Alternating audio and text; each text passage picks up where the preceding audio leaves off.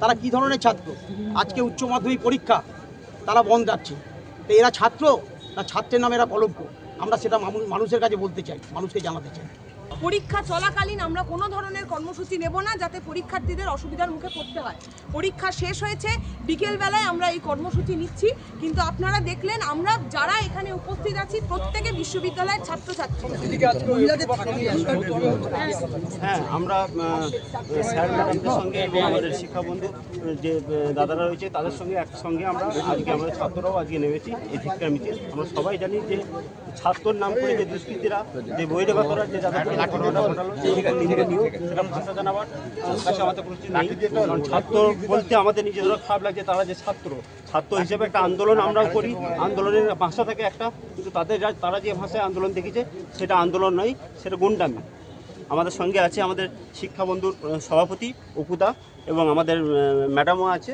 আমরা একসঙ্গেই আমরা ক্যাম্পাসের মধ্যে আমরা জানি উচ্চ মাধ্যমিক পরীক্ষা চলছে, তার আমরা কালো ব্যাচ করে আমরা শান্তিপূর্ণভাবে একটা প্রতিবাদ মিছিল আমরা ক্যাম্পাসের মধ্যে করছি। হুমায়ুন কবির, সহসভাপতি, পূর্ব বর্ধমান জেলা তৃণমূল ছাত্র পরিষদ।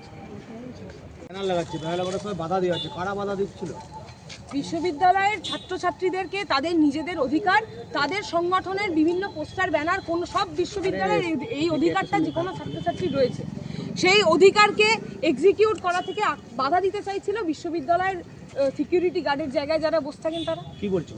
তারা বলছে এখানে নাকি টাঙাতে গেলে পারমিশন লাগে। আমরা তখন প্রশ্ন করলাম, তার পাশে আরও একটা ছাত্র সংগঠনের ব্যানার টাঙানো রয়েছে, খুব স্বাভাবিকভাবে আমরা জিজ্ঞেস করলাম যে সেই ব্যানারটার জন্য পারমিশন আছে কিনা, তাহলে আমাদের দেখান।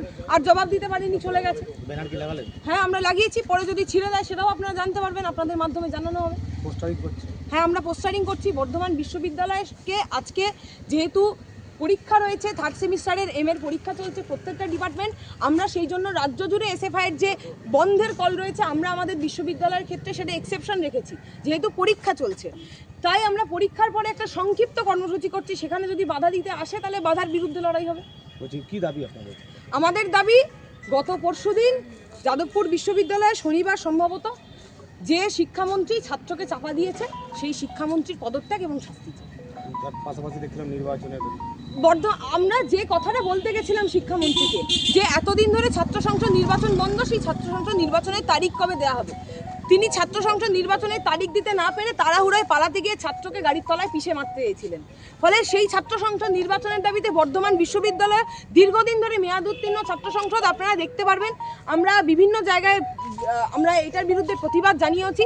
গোটা বিশ্ববিদ্যালয় ক্যাম্পাসে ঘুরে দেখবেন বিভিন্ন কর্মসূচি, তার তলায় বর্ধমান বিশ্ববিদ্যালয় ছাত্র সংসদ। আমরা বলতে চাইছি, ছাত্র সংসদ তো 17 সালে নির্বাচনের পর নির্বাচন হয়নি, তাহলে ছাত্র সংসদ ইনভ্যালিড, মেয়াদ উত্তীর্ণ।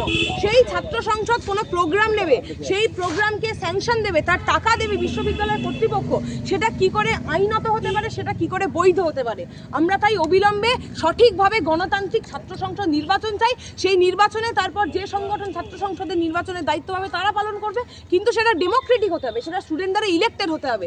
আমি নিজেকে জিএস বলে দিলাম, আমি নিজেকে এজিএস বলে দিলাম, দিয়ে মাতব্বরি করে বেড়ালাম, সেটা কোনোদিনও ছাত্রছাত্রীর গণতন্ত্রের স্বার্থে নয়। উষসী রায়চৌধুরী, এসএফআই পূর্ব বর্ধমান জেলা কমিটির সভাপতি।